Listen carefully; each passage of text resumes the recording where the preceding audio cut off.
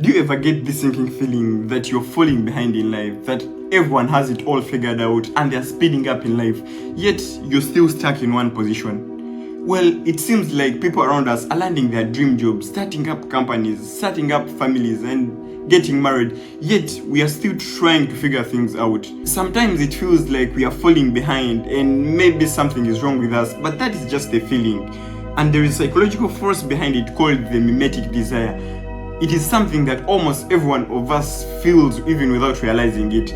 Luke Burgess explains it beautifully in his book called Wanting, The Power of Mimetic Desire in Everyday Life. If you're new here, my name is Aroseth, and on this channel we dive deep into the worlds of tech, physics, and personal development, all tailored together to spark curiosity, innovation, and empower your journey into a more meaningful, purposeful, and productive life. And in this video, we're going to dive deep into why most especially we often want things that other people have achieved, and why in turn that makes us to feel as though we are falling behind in life, and most especially how understanding that can actually set us free and thus follow our true path. If you have ever compared your path to someone else's path and felt discouraged, this video is meant for you. Okay, cool. So where does this mimetic desire come from? So he talks about two lands in his book. He talks about Celebristan and Freshmanistan. Oh, by the way, quick thing, if you didn't know what this word "stan" means, that is always appended on country names like Pakistan, Afghanistan, it actually means home of, or land of, or place of. So he talks about Celebristan as the place of influencers and celebrities, and he says that these people are the people who look up for motivation and inspiration. And he also then talks about the Freshmanistan, and he says that this is a place of people like us, people like our relatives, our cousins, our OBs and OGs, people graduated with at university. This is the place where those people live. And he says that the matter of fact is that we may actually not feel behind because we are not like the people in the Celebristan, but we actually feel behind that we are not in the same level with the people in the Celebristan, like our cousins or the people we graduated with, or our OGs and OBs. So like the matter of fact is that I bet you're not feeling behind because you're not at the same level as like Elon Musk or Kim Kardashian or maybe like Donald Trump, but you actually feel behind because you're not at the same level with the people you actually graduated with, or maybe like your OBs and OGs. So he says that most especially these people in the Celebristan are the ones that actually make us feel behind. But on the other hand, he says that actually comparing yourself to the people in the Celebristan isn't bad, but where it becomes bad is that when you try to compare yourself with them and then start to criticize yourself, and because you're not on the same level as they are. So every time you start feeling behind, examine yourself, like two questions. Ask yourself, who are the people in the Freshmanistan that actually make you feel behind? Two, ask yourself, what are the things that you've actually started to want because someone else has achieved them? So look into your Freshmanistan area and examine the people who have actually started influencing you not in a positive way but in a negative way, which actually leads to making you feel behind. Therefore, after identifying those people, ask yourself whether the things they are truly pursuing are the things that you should be pursuing.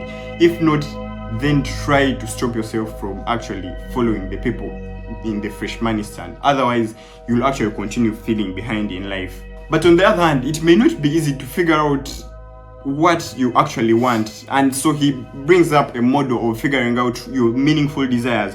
And in his book, he talks about thick and thin desires. Thick desires are like layers of solid rock that have been with you actually since childhood, that you actually even feel fulfilled and satisfied when you're pursuing them. But thin desires are the desires that you have developed after seeing your friends or maybe your peers actually having them. Maybe you didn't want an iPhone, but you've seen your friends, actually almost everyone, having an iPhone, so you think that it's a point of justice for you to have an iPhone too. Or maybe you didn't want something else, so you start pursuing it in order to feel like as though you're fitting in your peers group. So he says that identify your thick and thin desires. After identifying them, examine yourself. Has this desire been with me for a long time, or it has just been developed by some peer pressure? Number two, does this desire energize me when I'm pursuing it, or it drains me? So after understanding your thin and thick desires, try to cut off your thin desires, because those are the desires that are actually at the bottom of your feeling behind. Therefore, identify your thick and thin desires. So how do you overcome this feeling? Every time you feel like you're feeling behind in life because you haven't achieved goal X or goal Y, you have to set mental boundaries.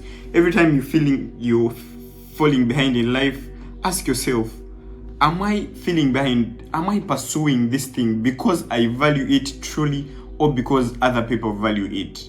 So if you think about that question, it will really act like as a traffic light to your thoughts, and you will actually rethink it and say, by the way, I think this is truly not my thin desire, but my thick desire, or my thick desire, not my thin desire. So every time you're feeling behind in life, ask yourself, am I doing this in order to get like public salutation, or I'm doing it because I truly love it?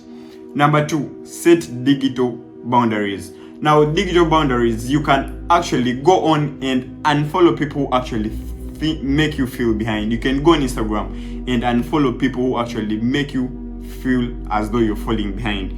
People who actually show off like their iPhones, people who show off their Rolexes, expensive watches, expensive cars, unfollow them. By so doing, you won't anymore get these notifications of, hi, there is something in you that has come up. You won't really feel that you're actually falling behind in life because you're no longer seeing these people that are actually showing off stuff that you feel is making you feel behind. Number 3, set physical boundaries. If you feel it's not good with your soul or with your body for you not to meet up with such people that actually make you feel behind, stop meeting up with them. Reason being, they are actually influencing you negatively instead of positively. So you can set physical boundaries for you not to meet up with such people that actually make you feel behind. 1, set mental boundaries. Stop thinking about the things that actually make you feel behind negatively. 2, set digital boundaries and follow and mute the people on Instagram or LinkedIn or whatsoever platform, and follow the people who actually make you feel behind. 3, set physical boundaries. You can stop meeting up with the people who actually make you feel behind. By so doing, you should ask yourself, am I really running my own race, or I'm feeling behind in someone else's race? So every time you're feeling behind, please watch this video and ask yourself, are the things that actually make me feel behind, are they my thin desires or my thick desires? Have I been with them since childhood, and do I feel satisfied and fully quenched when I actually pursue them? If not, then they are thin desires and stop pursuing them. Otherwise, you'll still fall and feel behind. So if you've watched up to this point, I want to thank you very much for watching this video. This video has been in the episode of personal development, and if you have liked this video, please consider subscribing, and see you next time. Thank you.